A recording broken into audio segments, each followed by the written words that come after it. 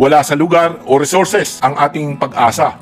Kumbaga, nasa Diyos lang. Kaya nga yung nangyari ang dilubyong yan, makikita natin further na kahit na ano palang gawin natin na pag-iingat, kahit na anong gawin nating paglalagay ng mga iba't ibang investment, ay pwedeng mawala in a matter of seconds. Biruin mo, isang rumaragasang bagyo na mayroong kasamang maraming ulan at malalakas na hangin, ay pwede nang masira yung iyong pinaghirapan.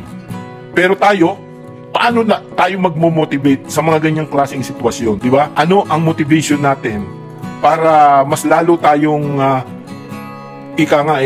masabi natin saan tayo nakasalalay? Sa mga nakikita natin sa ating paligid o sa ating mga personal accomplishment? Dahil sabihin natin, no, ako'y ganito, natapos ko to, I can rule the world, di ba? Kaya kong gawin yan dahil ganito ang aking natapos, itong aking na-accomplish sa buhay.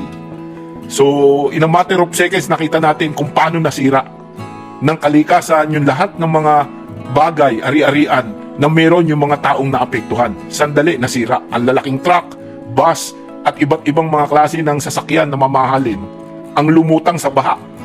Nakita natin kung paano ang nangyari sa mga nakaraang bagyo, katulad nitong si Christine.